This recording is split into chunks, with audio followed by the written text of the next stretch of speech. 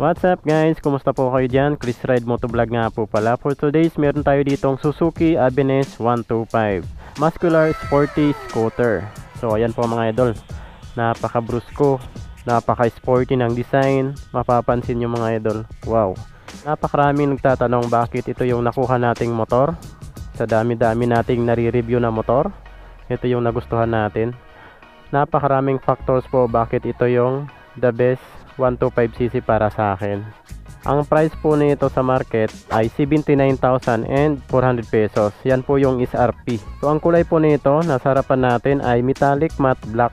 Pero mayroon po siyang glossy black dito and then dito, tapos combination mga idol. Yan, napakaganda, kaya masabi ko rin na elegant kasi minimal lang talaga yung sticker nito or decals.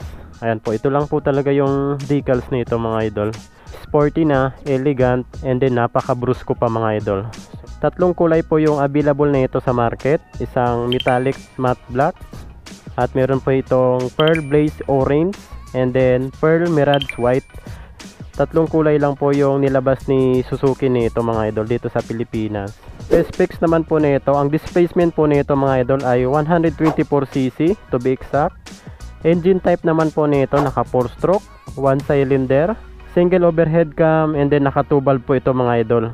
Sa max power naman po nito, meron po itong 6.4 kilowatts at 6,750 rpm. Sa max torque naman po nito ay meron po itong 10,000 Newton meter at 5,500 rpm mga idol. Ang cooling system po nito mga idol ay air cooled. Ito po yung cooling system niya, naka air cooled po ito mga idol. Sa starting system naman po nito, ito yung isa sa maganda sa motor na to. Meron po itong kickstart. Ayan po mga idol, meron po siyang kickstart. The same time, electric start. Ayan po mga idol, electric start. Telescopic yung suspension sa harapan. And then naka hydraulic type naman yung sa likod. So dumako naman po tayo sa haba, lapad at taas na ito. So may haba po itong 1,195mm. Meron naman po itong lapad na 710mm. At meron po itong taas na 1,175mm mga idol. Sa wheelbase naman po nito, meron po itong 1,265mm. Ground clearance naman po 160mm. So ang tumitimbang po ito ng 106 kilograms. Sa seat height naman po nito, hanggang dito sa may upuan niya, ay mayroon po siyang 780mm. Tapos yung fuel tank nito mga idol 5.2 liters na. So medyo may kalakihan. Muscular sporty scooter talaga siya. Pakabrusko dito banda, tapos may pagka-elegant, sporty kasi marami siyang design, then mga patulis. Dito naman banda, napaka-unique po niya. Yan po mga idol, napaka-unique ng design niya. Muscular sporty scooter po talaga siya. Meron po sa ditong visor. Maganda siya mga idol kasi napakaganda ng pagkaka-design niya. Tapos bagay na bagay dito sa may head niya. Advantage pa dito, natatakpan niya yung instrument panel gauge natin. So dito naman po yung signal light niya. So ito nga sinabi ko nga is unique po siya. Valve type po ito. Yan. Tapos dito naman may glossy black po siya dito. Dito naman yung emblems ng Suzuki. Tapos napaka-sporty ng headlight niya. Meron po siyang DRL dito. Itong dalawa dito. Ito naman po yung high beam, ito naman po yung low beam. Ganda ng pagkaka-design dito, napaka-sporty. Tapos dito napaka-brusko na dito banda sa baba. Ito naman po yung front fender niya. Mapapansin niyo napakalapad. Maganda dito sa Avenez 125 yung cover niya, yung mga plastic nito, sobrang kakapal. Grabe. Hindi talaga tinipid. So dito naman tayo sa front suspension nito, naka-telescopic po siya. Maganda rin yung telescopic niya, naka matte black. So pagdating naman dito sa gulong niya, dito sa harapan, ito po ay naka 90 by 90 and then 12 inches po yung laki ng mags niya. So ang tire nito naka tubeless, street tire.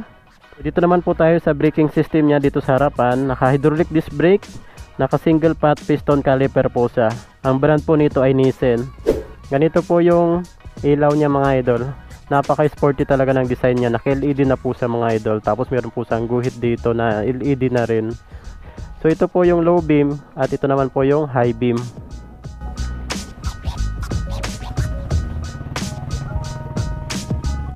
So dumako naman po tayo dito sa brake light saka tail light nya. Mapapansin nyo mga idol, pag naka side view siya, patulis din po siya dito mga idol. Napaka aggressive ng dating niya, tapos napaka sporty. Ayan po mga idol. Guhit dito, LED na po yan mga idol. So ito po yung tail light niya. Pag magbe-brake light naman tayo, ganito po yung itsura niyan. Napaka futuristic din ang design niya. Ito naman po yung signal light niya. Ayan po, tigkabilaan po. Naka valve type po ito mga idol. Napakalapad po ng back fender niya. Salong-salo talaga lahat ng putik. Okay na okay talaga to mga idol. Pagdating naman po dito sa muffler niya, ayan, napakaganda po ng design niya. Meron po siyang glossy black and then matte black dito na plastic. So ito po yung heat guard. So dumako naman po tayo sa gulong niya dito sa likod. Ang size naman po nito ay 90 by 100 and then 10 inches po yung laki ng mags niya.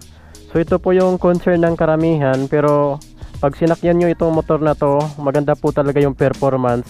So 100 po yung taas niya, kaya hindi naman po siya sobrang liit talaga. So pag nasakyan natin, ma-appreciate nyo talaga yung ganda ng yung power na ito tsaka yung handling.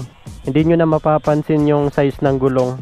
Tension niya dito sa likod, naka monoshock po siya and then naka hydraulic. So ito naman po yung braking system niya sa likod, naka ano po siya, drum brake. So maganda sa brake na ito mga idol, naka combi brake po ito. Pag nagbi-brake po tayo sa likod, may halong 20% sa harapan, 70% naman sa likod. So mas smooth po yung brake na ito basta naka combi brake. Po yung airbags natin, ito naman po yung CVT. Ganda dito mga idol kasi hindi pa rin nawala yung kickstart niya. Meron po siyang kickstart. Hindi nyo po may start yung motor nyo once na naka side stand po tayo. Dagdag safety po sa ating mga nagmomotor. Ito po ay powered by Suzuki Eco Performance.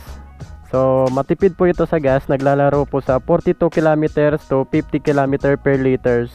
So dito naman po tayo sa handlebar niya. Mapapansin na po talaga ng design ng handlebar na ito. Ito naman po yung instrument panel gauge niya at meron po siyang visor. Po sa right side niya, nandito po yung high beam, low beam, turn signal light. Ito naman po yung horn niya.